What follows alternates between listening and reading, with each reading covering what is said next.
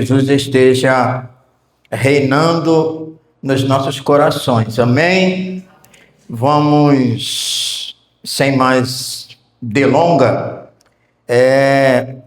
estarmos lendo o Evangelho de Jesus, segundo Mateus, capítulo 26, do verso 31 até o verso de número 35. Mateus, capítulo 26, do verso 31 até o verso de número 35. Eu vou estar lendo aqui na minha versão, mas você pode acompanhar pela tela, não tem problema, tá? Então disse-lhe Jesus: todos vós, então disse-lhe Jesus: todos vós escandalizareis por minha causa esta noite, pois está escrito: ferirei o pastor e as ovelhas do rebanho se dispersarão. Mas depois de eu ressuscitar, irei adiante de vós para a Galiléia. Pedro respondeu-lhe, dizendo: ainda que todos os homens se escandalizem por causa de ti, nunca me escandalizarei. Jesus disse-lhe: na verdade eu te digo, esta noite, antes que o galo cante, 3 vezes me negarás. Pedro disse: ainda que me seja necessário morrer contigo, não te negarei. E o mesmo disseram todos os discípulos. Amém? Querido Deus, é a tua palavra. O Senhor sabia que eu estaria aqui no dia de hoje, nesse momento. E o Senhor teve tudo para impedir-me de estar aqui. Agora é a minha vez de pedir ao Senhor, já que o Senhor me permitiu chegar, usa o teu servo. Porque nada me importa a não ser cumprir a tua vontade. Em nome de Jesus. Amém. Queridos, é claro que estamos no mês da família, e o mês da família, as mensagens todas são alusivas à família. Confesso que busquei um texto para falar a respeito da família.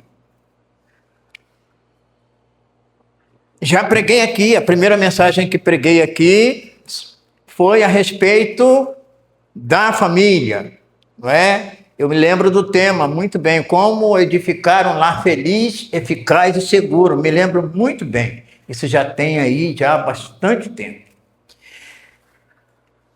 Mas o texto lido hoje também tem a ver com a família. Porque nós vamos tratar de 4 passos em direção à queda espiritual. E esses passos que Pedro deu aqui são passos negativos e que estão aqui exatamente para que nós possamos olhar para eles e não cometê-los. Não é? Como diz a música, quero aprender com os meus erros e nunca mais cometê-los. Queridos, é extremamente necessário que a vida espiritual do cristão não seja oscilante, não é? Não seja, hoje está bom, amanhã eu estou mal. Hoje eu glorifico, amanhã não. Hoje eu mostro a todos que sou um servo do Senhor, amanhã quem me vê na rua, de repente não vai me ver como me viu hoje. A palavra de Deus é muito clara, né? 1 Coríntios 15:58, sede firmes, constantes, sempre abundantes na obra do Senhor. Então, como servos, nós precisamos ser firmes, não oscilantes, abundantes. Agora, para que isso aconteça, tá? A nossa vida precisa estar centrada totalmente em Jesus. Para que a minha vida cristã seja uma vida útil, ela precisa estar centrada em Jesus. Alguém falou aqui ontem, ou não, hoje pela manhã, irmão Kleber, citou em seus passos que faria Jesus.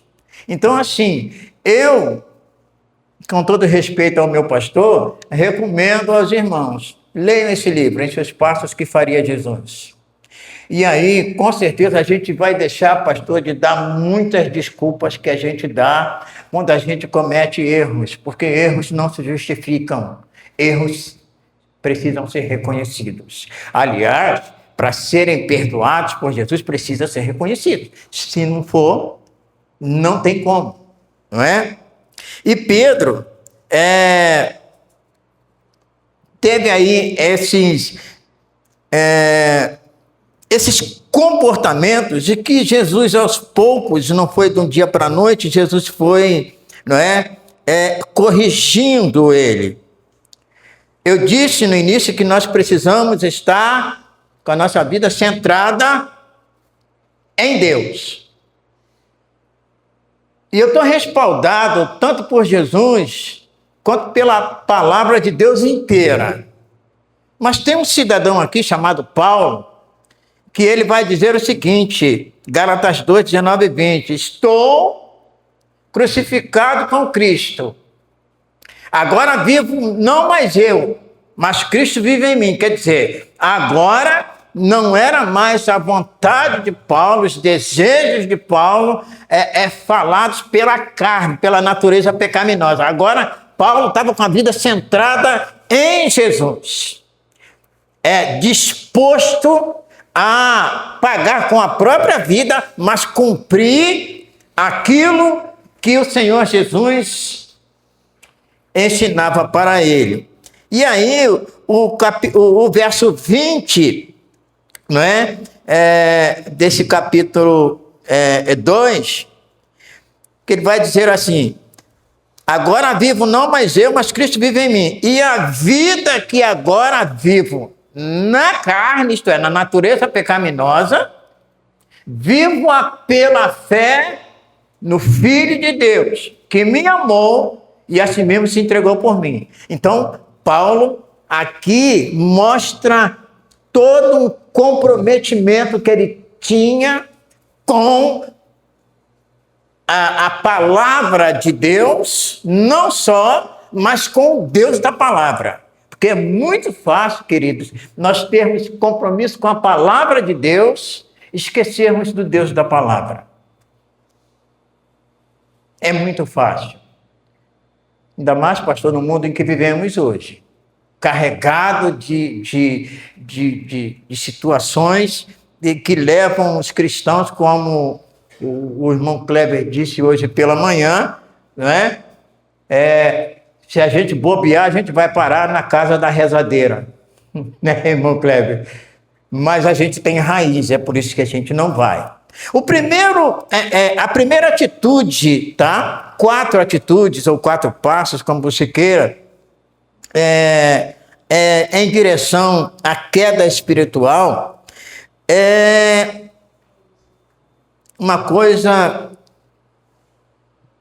que, se a gente bobear, a gente faz todo momento, a toda hora, todos os minutos, demasiada confiança em si mesmo.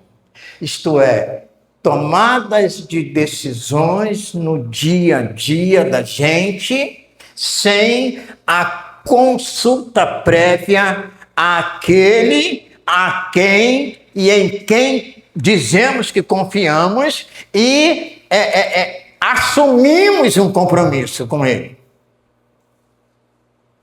Quando Jesus fala, esta noite vos escandalizareis em mim, a primeira coisa que Pedro diz é, eu? De jeito nenhum, Jesus. Sai dessa. Isso não. Eu jamais vou fazer isso. Todo mundo aí pode fazer. A igreja inteira pode fazer. Agora, euzinho aqui, o senhor vai ver, Jesus, se isso acontecer. Se isso vai acontecer comigo. E aí Jesus novamente, né, fala, não, e ele repete. Ele foi mais, assim, ele falou mais alto ainda. Não é? Quando Jesus disse para ele, ainda esta noite, antes que o galo cante, me negarás 3 vezes. Aí ele diz, não, ainda que me seja, ainda que eu tenha que morrer, Jesus, vou morrer. Se fosse nos dias de hoje, ele diria assim, Jesus, estou contigo e não abro. Tu vai ver como é que é o negócio, tu vai ver. E aí, o que aconteceu? Quando eles prendem Jesus, esse homem, Pedrão, aquele que era o tal, né? O rei da cocada, aquele que espiritualmente era a última bolacha do pacote, era aquele cara, foi exatamente ele que, caiu fora. Eu sei, queridos, que de repente alguém vai dizer assim, olha, mas eu também cairia fora. E eu quero te dizer, Charles, eu também cairia fora. Eu também. Se nos colocarmos no lugar de Pedro, dificilmente nós... Porque todos os discípulos foram embora. E aí, queridos, o que ocorre? Ele percebeu que ele não era aquilo que ele pensava que era. Queridos, a autoconfiança... há um texto em Provérbios, Provérbios, capítulo 16, verso 18, que vai dizer assim, a arrogância conduz à ruína, o espírito altivo conduz à queda. Por mais conhecimento que tenhamos de Jesus, por mais experiência que tenhamos com Ele, por mais que o conheçamos, não podemos esquecer dos conselhos do profeta Oséias. Conheçamos e prossigamos em conhecer ao Senhor. Nós não temos nenhuma condição de ficarmos um segundo sem essa proteção que o Senhor Jesus nos garantiu, nos garante, e é assim que tem sido. Tanto que ele disse para Pedro, Pedro, Satanás me pediu para ir andar contigo. Eu não permiti. Não é a nossa autoconfiança que vai fazer com que a gente cumpra os desígnios do Senhor Jesus para as nossas vidas. A nossa autoconfiança, ela só nos leva à ruína. Pastor Mário, quando é que a gente tem essa autoconfiança? Quando a gente negligencia os mandamentos do Senhor para as nossas vidas. Qualquer decisão que eu tomo na vida sem consultar o Senhor, eu estou dizendo para Ele, olha, fica fora. Aqui é comigo.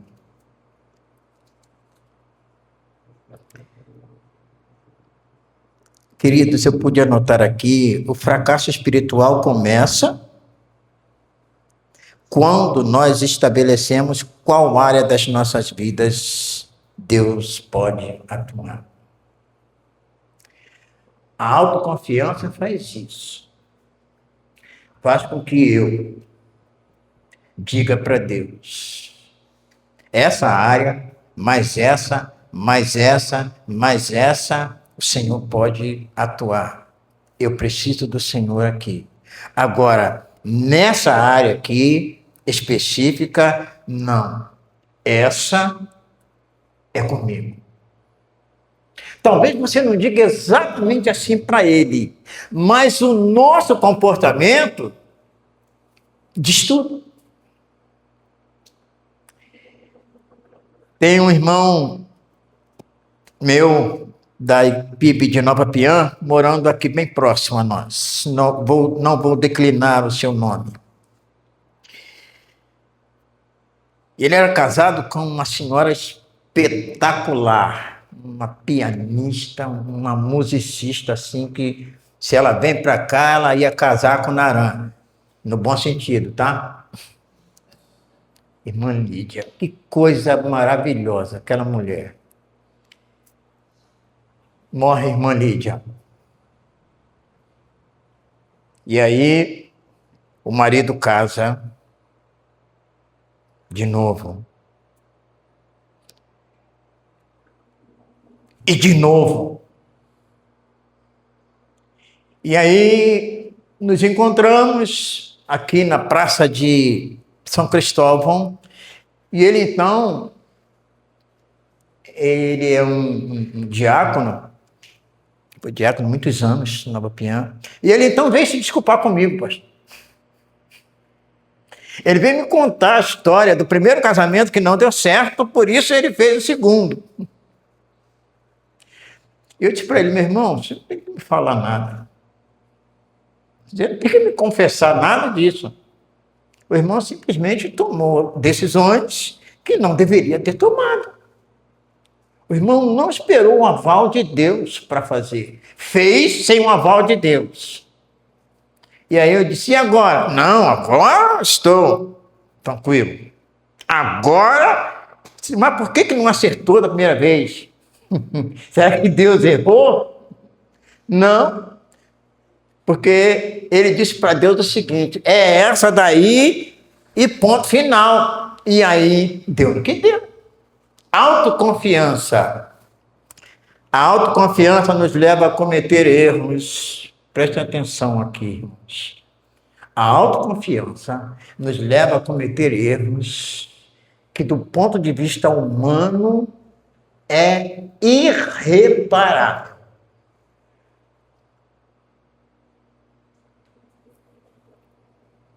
Então, nós precisamos, como servos de Deus que somos, como alguém compromissado com não só com a palavra de Deus, mas com o Deus da palavra, a gente precisa fazer o quê? Esperar nele. Como Davi, né? Esperei com paciência no Senhor, ele se inclinou para mim, ouviu o meu clamor. A confiança demasiada em si mesmo nos leva à ruína, nos faz errar. Todas as áreas da nossa vida precisam estar centradas nele, sobre a égide dele, sobre a direção dele. Caso contrário, vamos fracassar espiritualmente. O próprio Jesus foi que nos alertou, ele disse, sem mim, nada podeis fazer. Nada.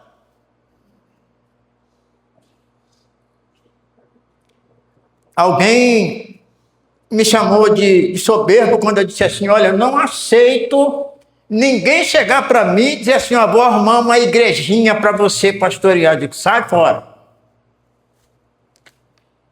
Ah, você quer igreja grande? Não, não quero igreja grande nem pequena. Eu quero cumprir, que se cumpra na minha vida a vontade do Senhor. E quem vos fala é quem já deu muita muito murro em faca de ponta. Exatamente por ouvir a voz de Deus como sussurro. E não como pastor, uma estação, como um rádio fora da estação. Só chia. Nós precisamos ouvir a voz de Deus de forma límpida, porque é assim que ele fala. E o que ele fala pode não ser hoje o que eu quero. Eu não vou entender.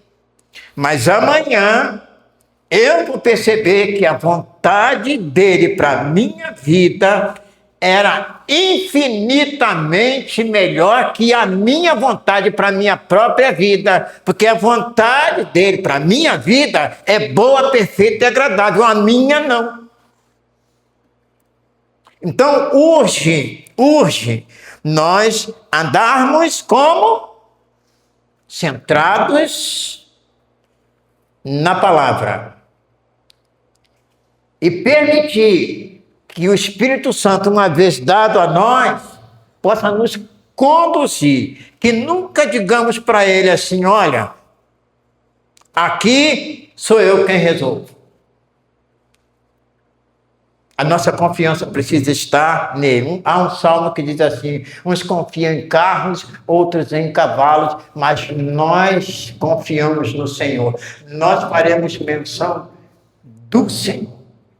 A nossa confiança precisa estar nele. Não importa o momento que a gente esteja vivendo, não importa. A confiança precisa ser estabelecida integral nele, porque ele só opera em nós desta maneira.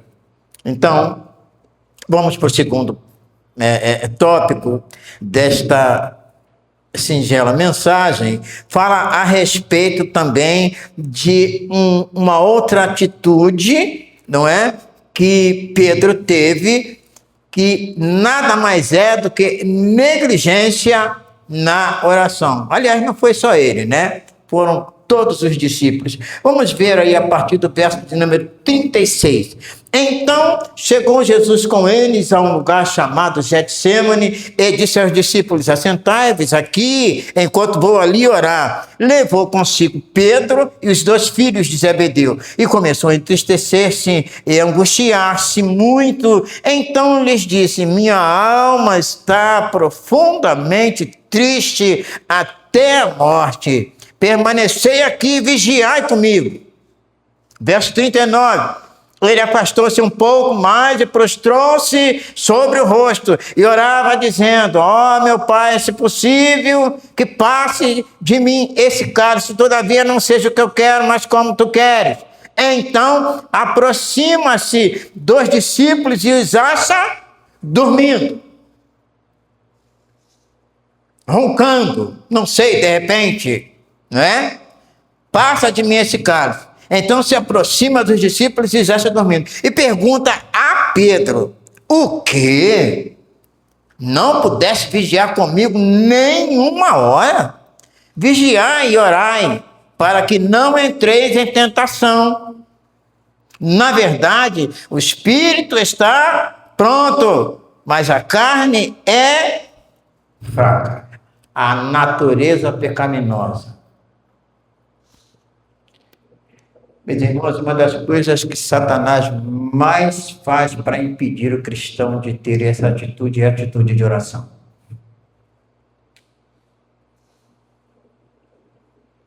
Eu diria, pastor, que é a coisa que a gente menos faz.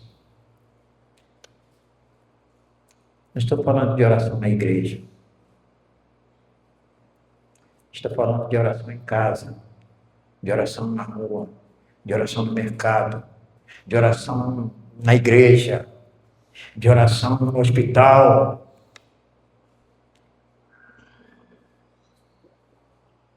Porque oração não é só aquela que você dobra os joelhos e fica ali, de olhos fechados, suplicando ao Senhor. Não. Por onde você anda, você pode orar. O pastor sai cantando, não sai?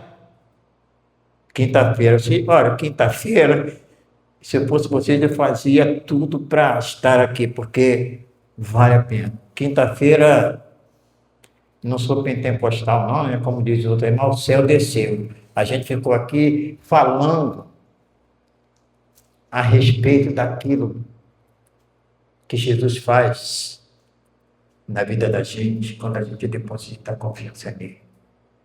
Se a gente bobear, a gente sai daqui 10 horas da noite. Queridos, eu vou usar uma linguagem matemática aqui, que eu não sou bom de matemática, tá? Mas me corrijam aí, os matemáticos. A oração está para a alma o que o alimento é para o corpo. Assim como o corpo, como o alimento nutre o corpo, a oração nutre a alma.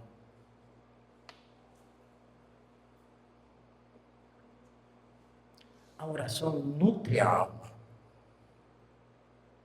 Jesus orou o tempo todo. Muitos homens de oração, homens, pastor cita aqui, a irmã Isete também fala de homens de Deus, né? John Wesley e tantos outros.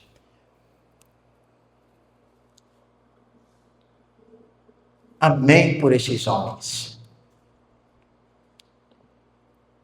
Mas Jesus nos ensinou a prática da oração.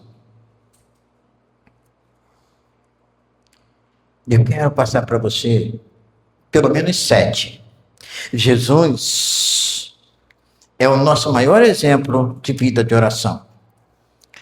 Vamos lá. A primeira, no deserto, né? Após o batismo, onde foi tentado, né? Ele orou. Você pode ver lá depois em Mateus capítulo 4 que você vai encontrar.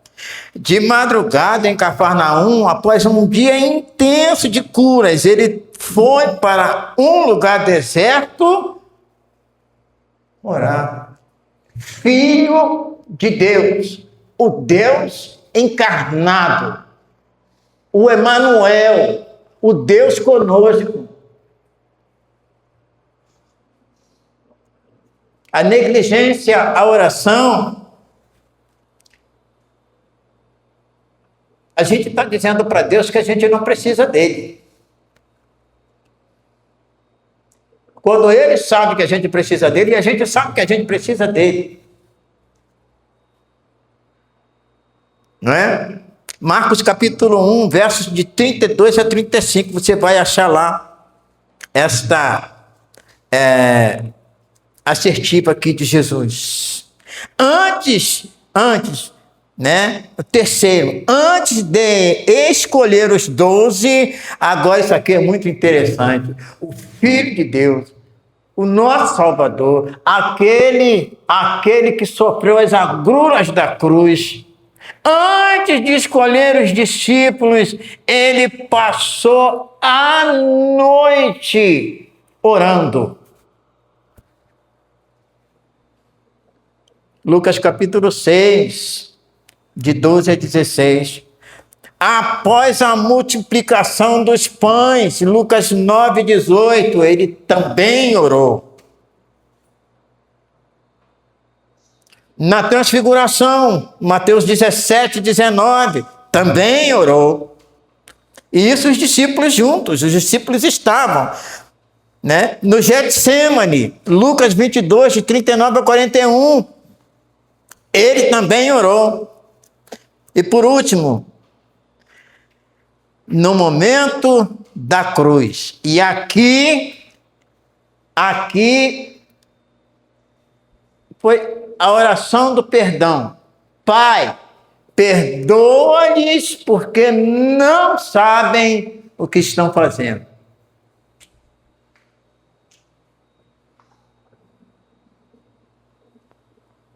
Lucas 23, 34. Tem um corinho que eu sei que você vai me ajudar. Ele diz assim: ao orarmos, Senhor, vem enchermos com teu amor, para o mundo agitado esquecer, cada dia sua vida viver. Nossas vidas vem pois transformar, refrigério pra alma nos dar. E agora com todos os irmãos nos unimos aqui em oração.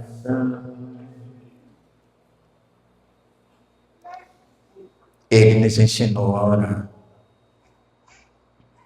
Alguém disse que a oração é a alavanca que move a mão de Deus em direção àqueles que buscam por Ele. Pastor Mário, mas assim, tudo que eu pedi ao Senhor, Ele vai resolver? Não. Não é assim não. João 5,14. E esta é a confiança que temos para com Ele. Para com Ele quem? Jesus. Que se pedirmos alguma coisa segundo a sua vontade, Ele nos ouve.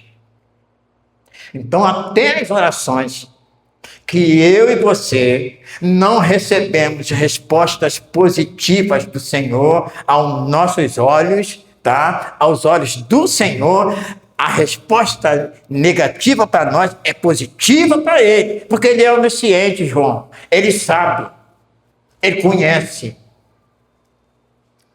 E às vezes o que eu estou pedindo a Ele, Ele não vai me conceder exatamente porque Ele sabe aonde eu vou parar. Senhor, me dá um carro, eu preciso de um carro. Me dá um carro, Senhor. Ó, Senhor, me dá um carro. Pai, não vou te dar um carro, não. Você ainda não tem condições. Se você te dar um carro, você vai botar uma jabiraca aí dentro do seu carro aí, você vai estragar seu casamento, eu não vou te dar o carro.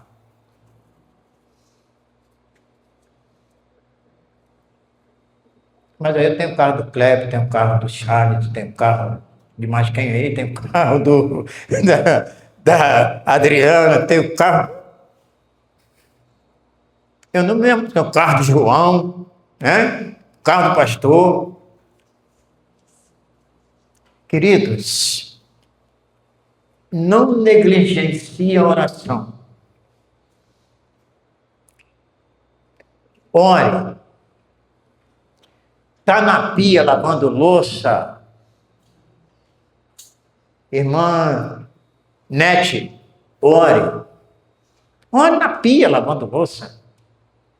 Se estiver sozinha em casa, então, não tem problema ficar um sabãozinho lá na colher, não. Tá? Mas ora. Ora. Perguntaram a Billy Graham, qual era a causa de tanto sucesso nas mensagens que ele pregava, e eu tive o privilégio de, aos 10 anos de idade, ouvi-lo no Maracanã. Não cabia, João, de tanta gente. E perguntaram a ele qual era o sucesso. E ele disse, embaixo do púlpito que eu prego, tem um punhado de irmãos e irmãs, orando por mim. Ore. Ore por toda a igreja. Ore por esse homem que Deus colocou sobre as nossas vidas para nos conduzir. Não é fácil ser pastor. Já contei aqui do pastor e o pedreiro, né?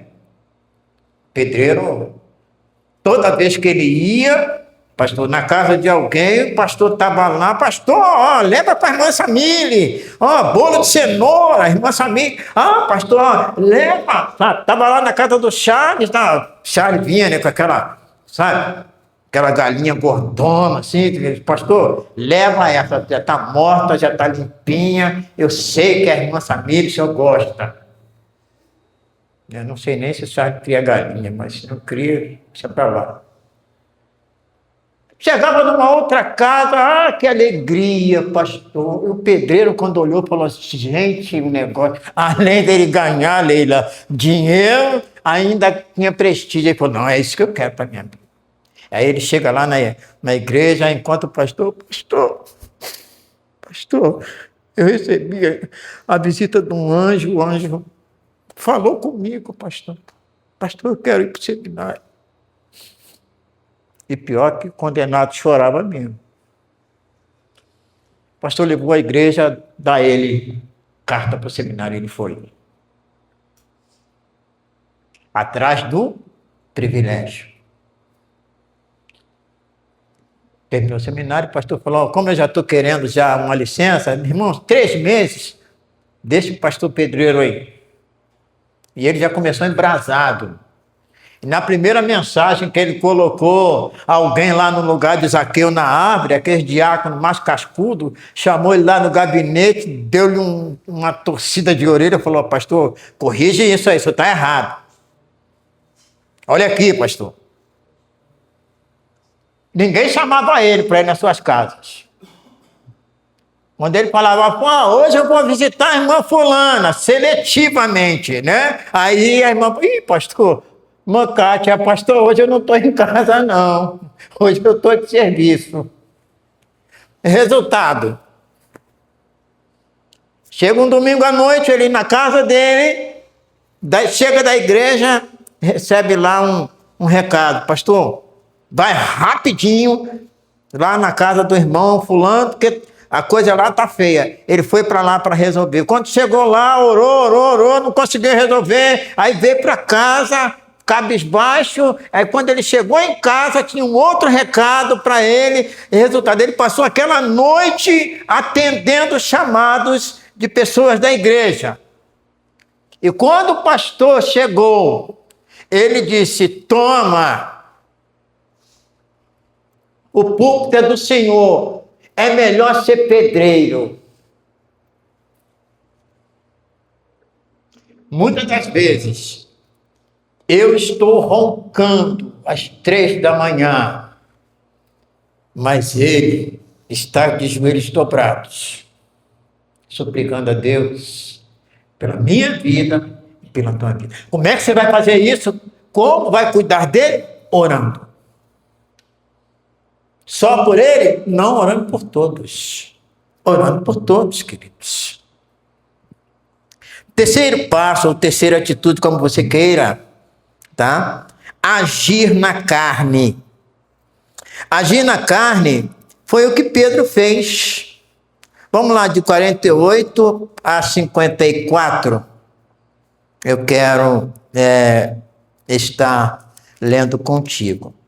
De 48 a 54. Diz assim a palavra de Deus.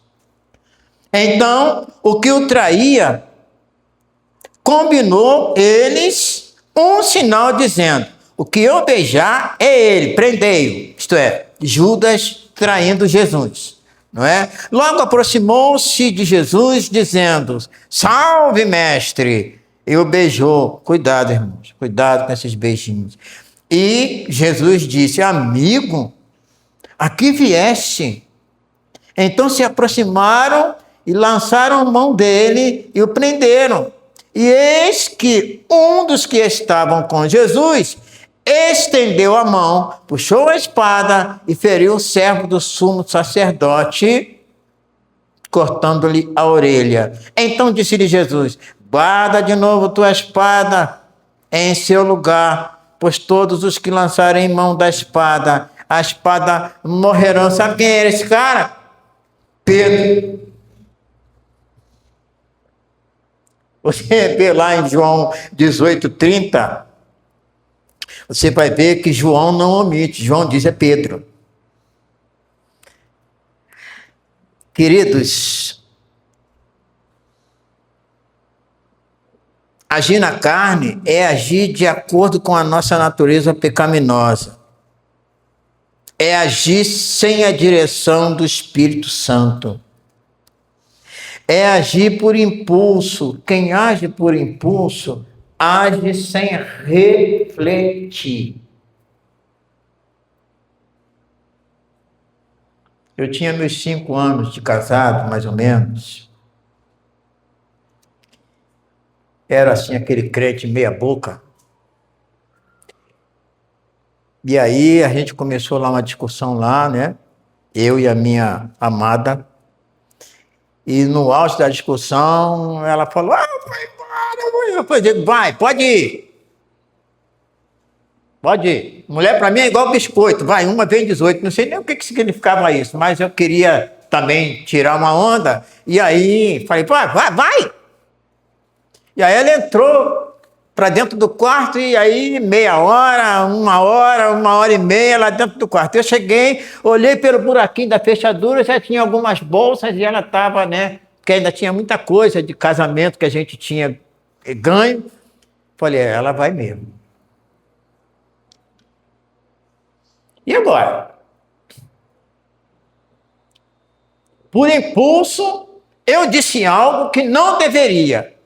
E agora, para consertar, não foi fácil consertar. Deus teve misericórdia de mim e ela pôde desfazer as bolsas. Mas, levou um bom tempo, pastor. Quando a gente age por impulso, a gente cria problema não só para nós, mas para muita gente. Jesus falou em Mateus capítulo 11, aprendei de mim, que sou manso. Eu sei, irmãos, que há momentos, pastor, que a gente a Bíblia diz irai-vos, mas não pequeis.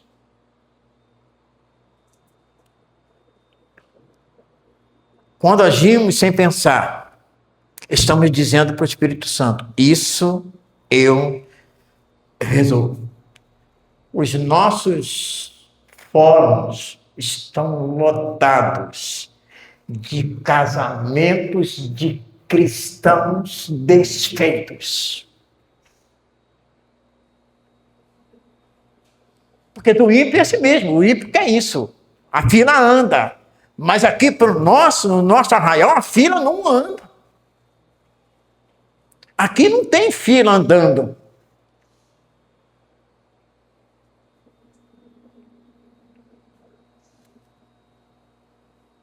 Temos que vir.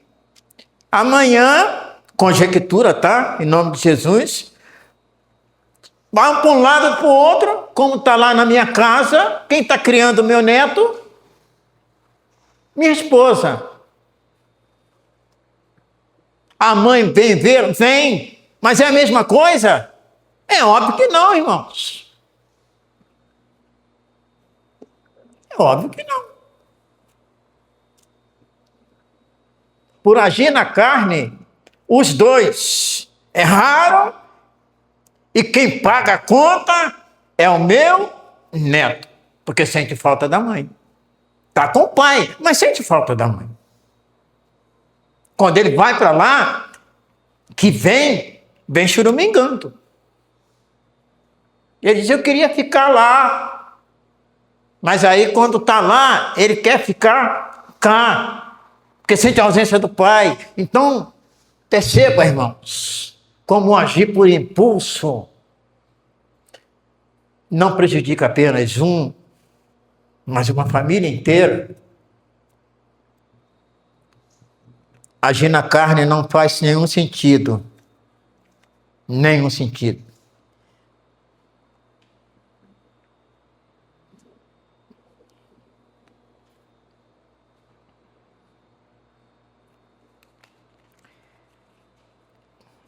A última atitude, antes dela,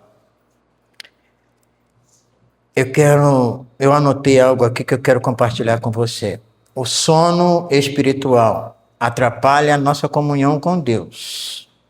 Ele nos faz, em momentos de adversidades, agir como Pedro. O que Pedro fez? Pedro não estava entendendo nada, irmão Kleber, do que estava acontecendo. Nada.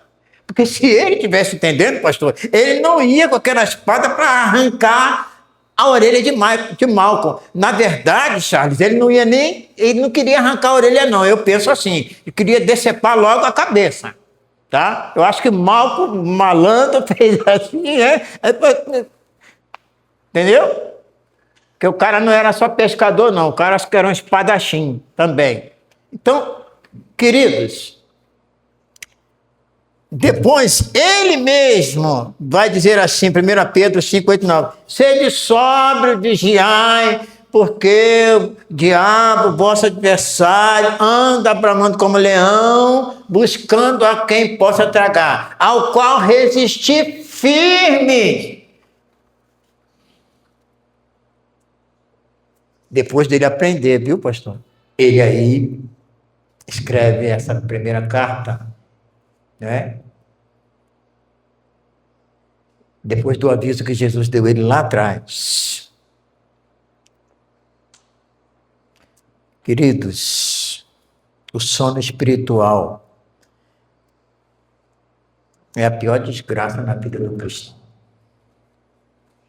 Causa desânimo. Satanás tinha uma feira no inferno e os demônios tudo comprando lá, né, as ferramentas. Aí tinha uma que era muito cara, Charles, muito cara, ferramenta. Aí o demônio tentou comprar lá, um demôniozinho tentou comprar. Não, está caro. Feirante lá, o outro. Não, isso aí. Vai lá, fala com o Ferrabras lá. Aí foi lá, né? Ferrabras aceitou ele e falou: bem, o que está acontecendo? Não, eu quero comprar aqui uma ferramentazinha. Falou: ó, isso daí não é muito caro, não posso abaixar o preço, não. Mas por quê? Porque é a melhor ferramenta para derrubar crente. Sabe qual era? Desânimo. Ferramenta que Satanás mais usa para derrubar cristãos chama-se desânimo. Tem alguém desanimado aqui?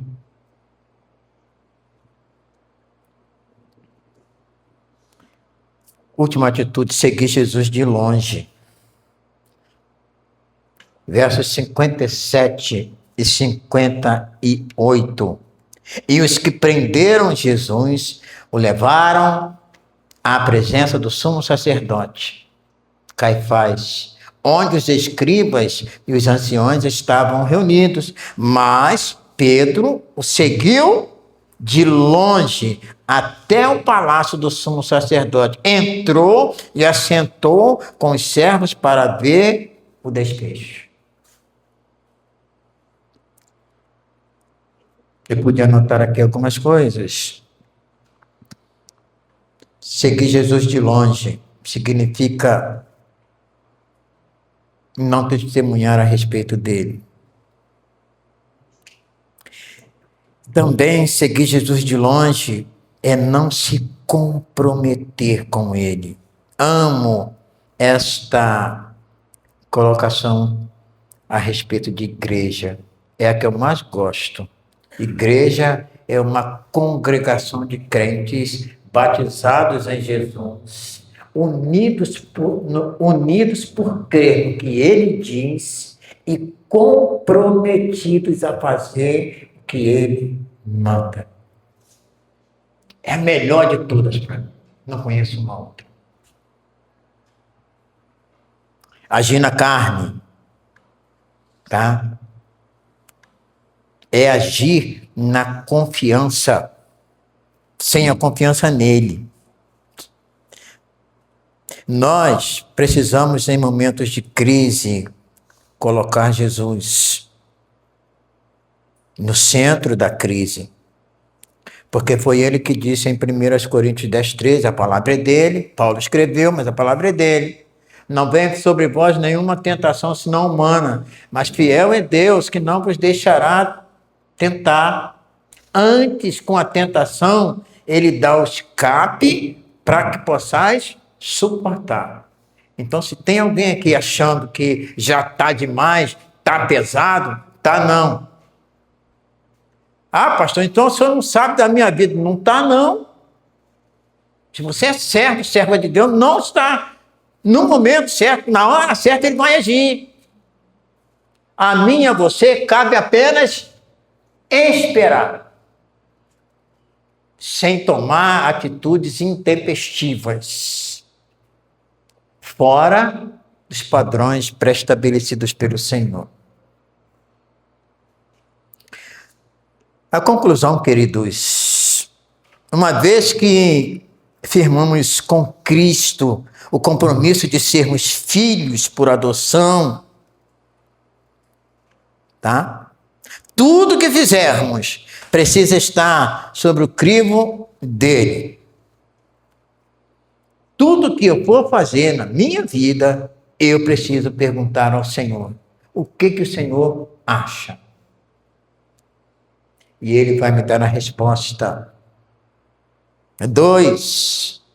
Como filhos de Deus, precisamos estar em contato permanente com o Pai, pois ele deseja nos ouvir. 1 Tessalonicenses, capítulo 5, 17, o apóstolo Paulo vai dizer assim: orai sem cessar. Irmãos, Deus quer ouvir a tua voz. Deus quer ouvir a minha voz. Ele sabe de tudo, irmã Nete, mas ele quer que a irmã conte para ele. Ele quer ouvir tua voz. Não vou falar mais, não encher o saco de Deus, não, porque ele já sabe mesmo. Não! Isso é diabólico. Ana chorava, pastor pregou aqui a respeito. Lágrimas, rosto lavado de lágrimas. Ana. Exemplo de oração para nós, não é? 3.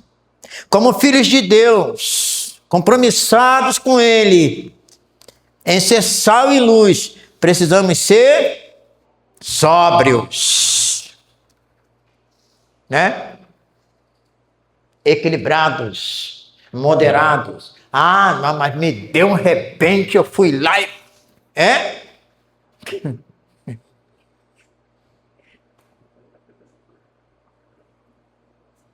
Aí vamos lá para esses passos, o que faria Jesus?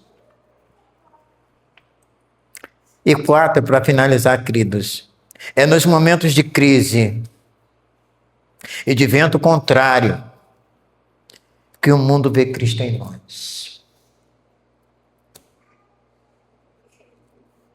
Viu, Valdeci?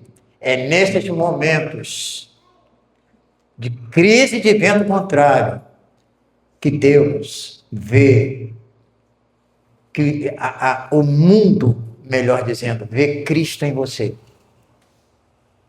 Porque eles não vão entender o seu comportamento de jeito nenhum, porque as coisas espirituais só se discernem espiritualmente. Porém, Deus... Eu não sei se isso acontece, mas eu imagino que está lá, chama os anjos todos. Mas olha o Valdeci, olha como é que ele está. Que maravilha! Eu não sei se isso acontece, mas como ele vê todas as coisas, certamente as nossas...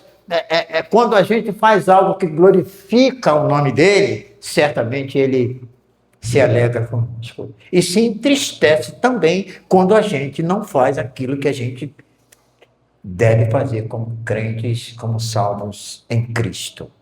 Queridos, que o Senhor possa nos abençoar, dirigir, para que a gente não tenha esses comportamentos. Pedro melhorou a ponto de dizer assim: não sou digno de ser crucificado como meu Senhor. Então o colocaram de cabeça para baixo. Precisamos crescer. Vida espiritual decadente só traz prejuízo, tanto para nós como para aqueles que nos cercam. Que Deus nos abençoe. Amém? Eu quero, nesse momento, chamar a irmã Ana